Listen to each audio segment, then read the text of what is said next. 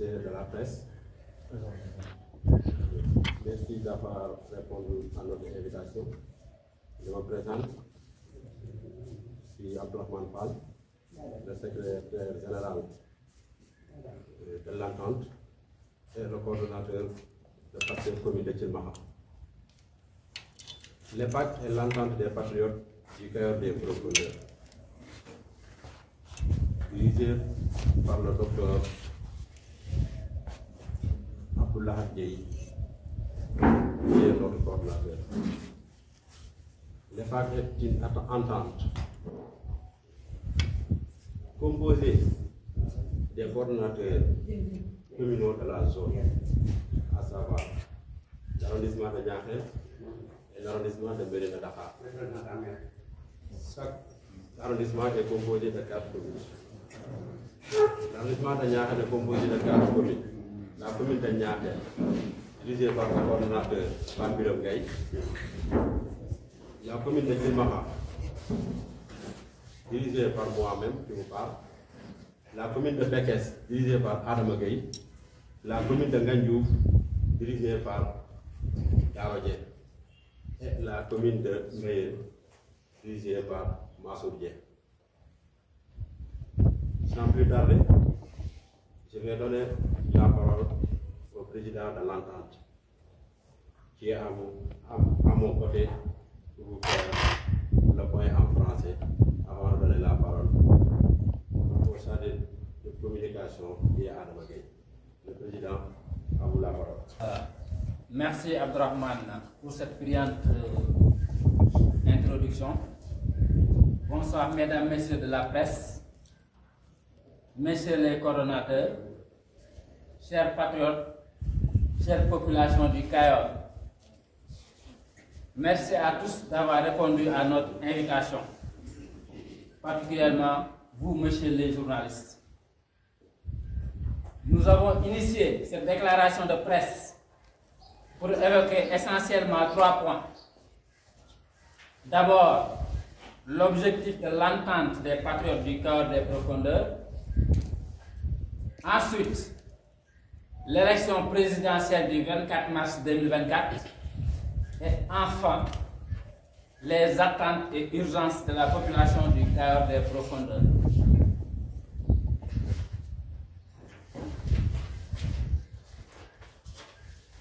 Pourquoi avons-nous mis en place cette attente?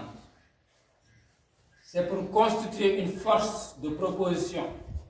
une force de frappe et surtout un beau bouclier pour cette partie du Sénégal. Les 2 arrondissements, à savoir Mérina Dakhar et Niakhène, toujours laissés en rade dans les instances de décision, mais aussi dans les politiques de développement, n'accepteront plus d'être le parent pauvre du régime. Voilà pourquoi nous avons mis nos forces ensemble. Parce que 8 communes, ce n'est pas rien. Pour le deuxième point, c'est par rapport à l'élection présidentielle de 2024. L'EPAC, à travers ma voix, remercie du fond du cœur toute la population des communes de Mérina Dakhar, Koul, Pekes, Ngandiouf, Mbaye, Thilmakha et Niakhène qui ont voté à presque 60% la coalition Diomaye Président.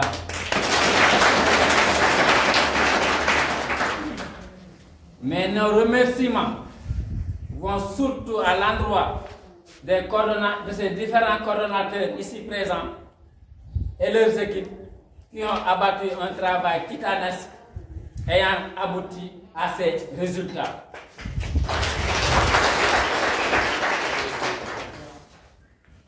Comme troisième point, nous allons aborder qui sera juste en guise de rappel, parce que c'est nous qui avons mis ce système en place, ce sera juste en guise de rappel, les urgences du Cayor. Le Cayor souffre de beaucoup de maux, mais le temps qui nous est imparti étant un peu juste, je vais juste énumérer les plus urgents. Il s'agit des travaux de la route Mekhe-Kilmaha,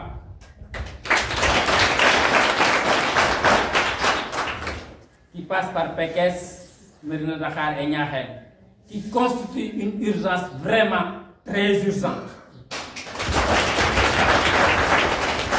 Excusez-moi de la répétition, hein, c'est ça la réalité. Cette route-là ne peut plus attendre. Nous demandons à M. le Président Bassirou Diomaye Faye, à son Premier ministre M. Ousmane Sonko et à M. Malick Ndiaye, ministre des Infrastructures, de nous changer sans délai l'entreprise Sotracom qui d'ici 30 ans ne va pas nous faire une route. Et de signer un nouveau contrat avec une entreprise qui peut nous faire terminer cette route dans un délai raisonnable.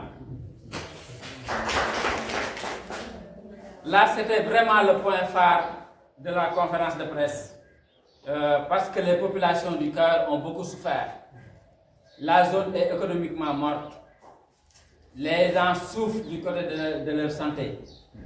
Vraiment, c'est le ras-le-bol total. Donc nous demandons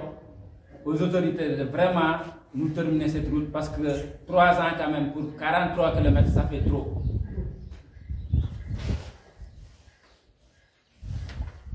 Comme autre urgence, nous avons le bitumage de la route Ndande-Ngandiouf-Niakhène, le bitumage de la route Pekes-Mbayène, le bitumage de la route Niakhène-Mbayène, le bitumage de la route Pekes-Gadiel-Djemoul. Donc ça, c'était aspect infrastructure routière. Nous avons besoin aussi d'un hôpital ou au moins d'un centre de santé dans cette zone du Cahors. Nous demandons des agropoles pour l'insertion des jeunes, l'électrification des villages, car le taux d'électrification est très faible, la construction d'écoles, que ce soit dans le primaire comme dans le secondaire, et le renforcement du personnel enseignant. Nous demandons des salles de classe également pour les lycées et les collèges de la zone. Nous demandons aussi à l'État d'intervenir dans le problème d'Aquatec avec les populations, car c'est source de tension presque de tous les jours.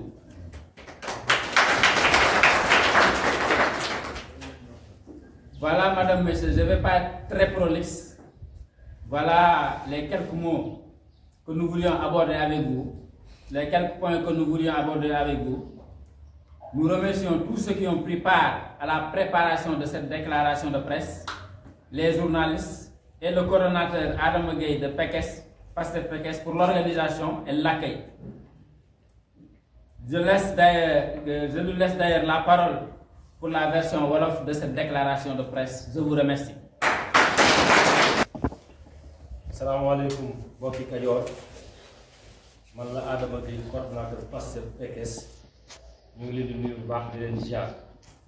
di leen wax ne ndaje mi de li tax ñu woote ko dañoo taxawal ak kuréel goo xam ne si mooy entente des patriotes du Cahors des profondeurs. kuréel googu nag dañoo boole seen doole mu lënkale ay arrondissement Médina Dakhar ak arrondissement bu Niakhène bu ci nekk 4 communes te communes yooyu ñoo boole seeni doole di xàccandoo di dóorandoo di xeex ak di taxawal intérêt yi nga xam si mooy Cahors des profondeurs. point boobu mooy point bi njëkk bi ci topp dane sant waa Kajoor des profondeurs di leen gërëm ci résultat yi nga xam ne si am nañ ko ci élection présidentielle yii nga xam ne ci leen jógee mën naa ne à 60% ci leen gagné. di ci sant bu baax coordonnateur yi nga xam ne si ñoo ne woon ci commune yi ak équipe yi nga xam ne ñoom lañ ko àndaloon parce que def nañ ci liggéey mucc ayib ba am résultat yooyu. ginnaaw cant ak ngërëm googu jëm ci coordonnateurs yi ak communes yi ci résultat yi nga am ci élection yi dañuy ñëw ci ay jafe-jafe yoo xam ne si Kajoor nekk na wala am na ko loolu nag ay points d'urgence la yoo xam ne si mënatul xaar buñ ci gën a yitteel moo doon tali bi nga xam ne si moo jógee Ngaay dem ba Cilmaxa jaar Mérina Dakhar jaar Pekes jaar Ñaaxeen tali la boo xam ne si société de financement Tracom moo ko yor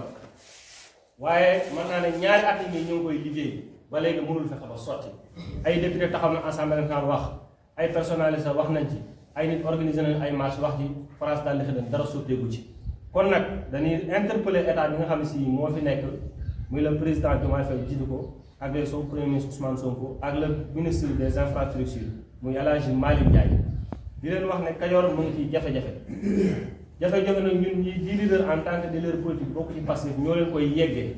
di leen fàttali pour ñu gaaw mën cee jël ay matuwaay parce que tali bi moo ngi lor nit ñi amatuñ wér gu yaram ndax tali bi nit ñi économie bi lompañ na dem léegi dikk bi jafe na ndax tali bi kon nag ñu ngi leen di ñaan situation d'urgence boobu ñu gaaw ñu ko régler buñ ci jógee gis nañ ne gox yi dana xaw a fasanti boobu lu leen lënkale jafe na trop bokk na ci ay bâtiments yoo xam ne si war nañu ko mën a amal ci yoon yu bari jëm ci Pekes Mbayeen jëm ci Ñaaxeen Mbayeen Pekes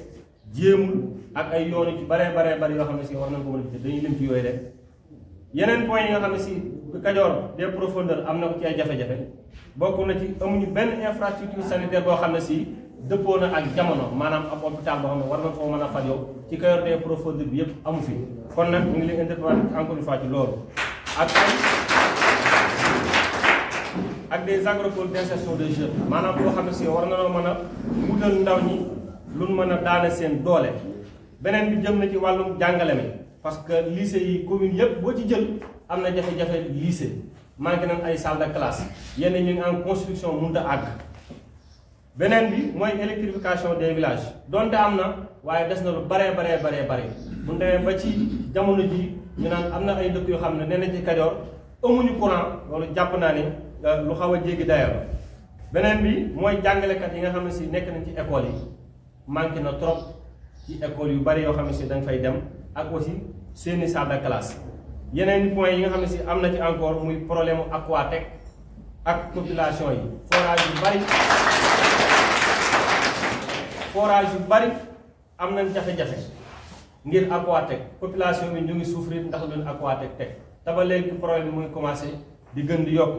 kon nag ñu ngi interpeller encore une fois di fàttali rek gouvernement bi fi nekk ne leen Kajoor mu ngi dund lu lépp te di leen tàllal loxo di leen ñaan lu mu gën a mën a gaawe rek ñu ñëw saafara ko loolu lépp buñ jógee ci loolu dinañ sant gërëm journalistes yi ak assistance bi ñëpp ñi nga xam ne jóge nañ ci commune yu bari ñëw fekkee waxtaan bi sant leen baax gërëm leen merci encore une fois.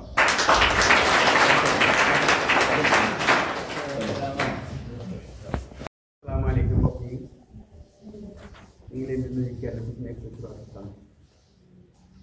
di wax ni man El Hadji Mbaye Sall la dëkk fii nekk représentant maire moom laa teewal fii ci ndaje bi di rafetlu ndaje bi nag mu egsee gis ko sama xol dafa sedd dama kontaan ndax ñaari arrondissement yii nga xëy ñoo bokk lépp suñu bokkee sumb leen daje fii di ko waxtaane yaakaar naa ne fu ñu fi jógee loolu résultat dañ am te li nga xam ne moom lañu daje fii di ko waxtaane day loo xam ne lu soxal gox ñëpp na góor ak jigéen mag ak ndaw ñëpp la soxal ndax télé bii la jël na ñëpp nag amul ku mbay oto yi ñu ngi jógee fii di jëm Ngaay di jógee Ngaay di dem Touba am na ci yooni suuf lañuy jaar nii ci àll bi ba kenn ñu def ko côté yu nekk nag gox bu nekk côté yaa ngi fay jaar ci yooni suuf yi pour mën a dem Cilmaxa dabi ko doon loolu nag xam nga mit na ba tax paas yomb na jafe na lool dëkk yi nga xay ñoo ne ci diggante Ngaay ak fii pour dem day am problème ci ñoom ndax suñu demee ba diggante fii ak Baylaan nga xam ne boo ko seetee da bu ma 10 kilomètres ñu koy fay téeméer dërëm ci oto yi loolu métti na doo xam ne ay 100 francs lañ ko daa fay wala gën gaa bari 150 loolu métti na te sax doo gis oto bu la li gën a bari ay saret ñoo fi daw saret yi ay fay 300 diggante bi ak Ngéy ak diggante bi ak Mbaylaar loolu métti na yoon wi kenn bëggatu ci aw ndax melakaan bi moom soo jëmee fii jëm Touba am na ñoo xam ñu ngi jaari fii dem Kër Ngana pour dogi tëli Kër Ngana ko man cee jaar dem xam nga loolu métti na ñenn ñi dañu ngi jéem a jaar fi di risqué di jaar ci raana bii diggante bi ci maxat oto yi xërën-xëri saa boo yeggee di nga déparé am nay teggi su waaye teggi nooy la yoo xam ne boo ci jaaree daanaka jaar ci rakan sax koy loolu métti na lool kon bu yàlla dogalee ngeen dajaloo bokk ci lépp xool lii mu nekk jafe-jafe Kajoor ngeen ñëw toog fii di ko wax dañ leen ci war a sant leen gërëm maire dañ leen sant ñu ngi leen gërëm xam ni dafa génn waaye fii moo war na teew fekk ndaje waaye nag dafa génn mu woo ma ne mooy dégg naa li ngeen wax lu am solo muy fajukaay moom lu ñàkk ci gox ndax ay diis passé ndaw rek te wax dëgg yàlla la tàmbalee ngaay ba ngay dem ci wax ba ngay dem ngëj wax nañoo mën a ci benn hôpital mag boo xam bii képp ku bëgg a faju mën cee faju jàngalekat yi li ngeen di wax dëgg la ndax toujours ñun ñu ne ci maire dañu koy dañu koy jàngal ay maître di jàmbat ay salle de classe ak ay mille de corruption li gën a bari nag mooy mille de corruption moom moo gën a bari ay jafe-jafe ci école yi moom lu jëpp kon bu ngeen dajee fii xalaat boobu ñëw toog fii di koy yer bi ñi ngeen koy wax dinañu ko dégg te dañu leen dégg te yaakaar naa su ngeen di jógee dinañu ko dégg ndax kat nit ki amul lul ka ko bëgg ak ka ko yëg te Diomaye xam ne Kajoor bëgg nañ ko yëg nañu ko ndax élection yi boo nee jàpp Kajoor bëgg nañ Diomaye Faye te Diomaye wax naa ni ma ko gisee xale bu yaru la boo xam ni yaakaar naa ni réew mii de dina ko changé te xam naa réew mi dina am changement bu mag kon nu ngi koy ñaan suñu borom jàppale ko moom ñu koy jàppale ñëpp te li